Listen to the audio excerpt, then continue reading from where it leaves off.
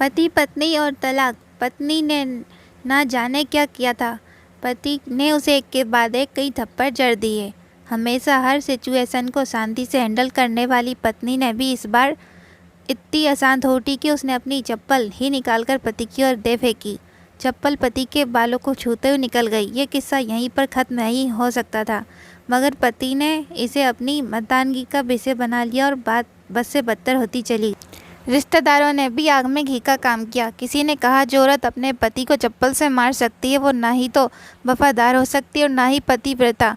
ऐसी औरत परिवार ही नहीं पूरे समाज पर कलंक की तरह है। बीवी के पक्ष वाले कहाँ पीछे रहने वाले थे। किसी ने कहा 21वीं सदी में भी जो स्त्री के साथ मारपीट करते हैं उन्हें तो जेल भेजा जाना चाहिए।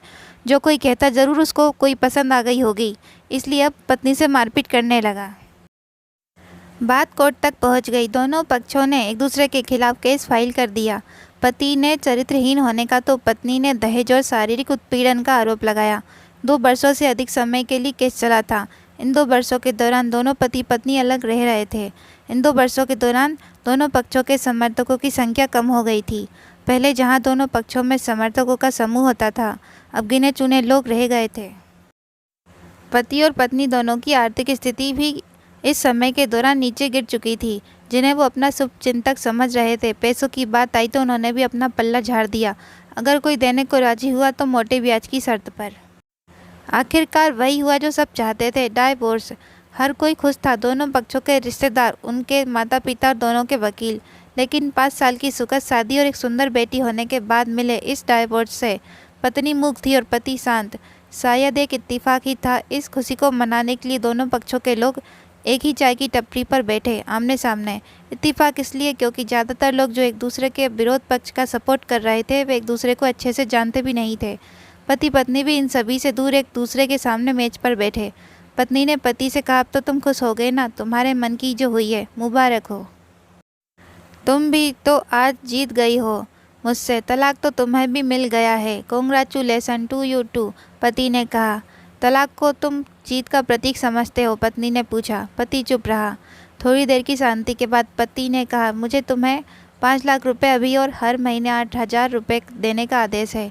अभी मेरे पास पैसे नहीं है, इसलिए मेरा जो सिटी में फ्लैट है उसे तुम्हारे नाम कर देता हूँ। पत्नी बोली, लेकिन उस फ्लैट की कीमत तो 18 लाख की है। हाँ, लेकिन हमारी बेटी तुम्हारे साथ है और आगे जाकर उसके खर्चे भी बढ़ेंगे, तुम्हें थोड़ी आसानी होगी, पति ने कहा। नहीं नहीं, मुझे सिर्फ 5 लाख ही देना और तुम हर महीने 8,000 तो देने ही वाले हो। मैं मैनेज कर लूँगी। अगर 5 लाख नहीं है तब भी कोई बात नहीं, पत्नी बोली। फिर दोनों फिर से शांत हो गए। पति सोचने लगा कि कितनी भोली और समझदार है ये औरत, जो कुछ समय पहले तक मेरी पत्नी थी और अब अनजान। ये वही है जो कम से कम खर्चे में घर चलाती और पैसे बचाकर मेरे जन्मदिन और बर्थडे पर हमेशा मेरे लिए नए कपड़े लाती। कभी बीमार हो जाती तो पैसे बचाने के लिए मुझे मालूम न होने देती और घरेलू नुस्खों से अपना इलाज कर लेती। मगर घर में कोई बीमार होता तो तुरंत डॉक्टर के पास लेकर जाती। मेरी ही मति मारी गई, मैं ही अपनी झूठी मर्दानगी के चक्कर में इतनी बड़ी गलती कर बैठा। पत्नी के दिमाग में भी उथल पुथल चल रही थी। अभी भी वैसा का वैसा ही है। पहले भी खुद से ज़्यादा हमारे बारे में सोचता था और अब भी वही कर रहा है। ये वही आदमी है जो मुझे एक्सीडेंट से बचाने के लिए खुद मोटरसाइकिल के आगे कूद पड़ा था और अपनी उंगली तोड़वा बैठा था।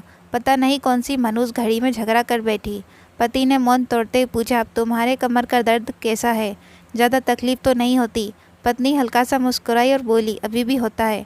अब तो पेट में भी क्रॉम्स उठते हैं। वो तो होगा ही। तुम योगा या कसरत भी तो नहीं करती हो।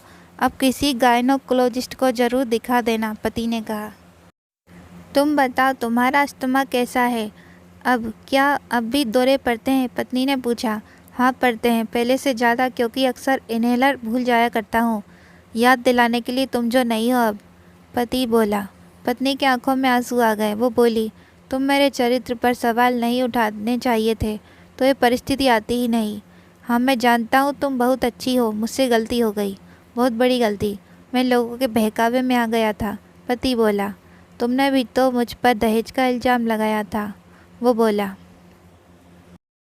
गलत था और इस बात का मुझे भी पछतावा हुआ, पत्नी ने कहा।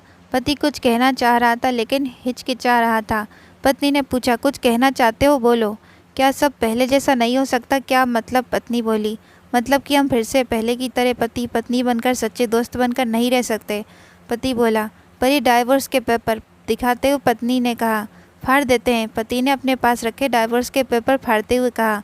पत्नी ने भी अपने पास रखे पेपर फाड़ दिए। सभी हैरान थे, वकील, रिश्तेदार और माँ बाप। पति पत्नी एक दूसरे के हाथ में हाथ पकड़े अपने घर की तरफ चले गए। दोस्तों, ये कहानी उन हर पति पत्नी के लिए बड़ी सीख है जो छोटी छोटी बातों पर लड़ते हैं और इन झगड़ों को बड़ा बना के अलग होने का डिसीजन लेते हैं। प्यार और झगड़ा तो एक सिक्के के दो पहलुओं की तरह है, दोनों को स्वीकार करना होगा, तभी ये पवित्र रिश्ता उसकी मंजिल तक पहुंच पाएगा।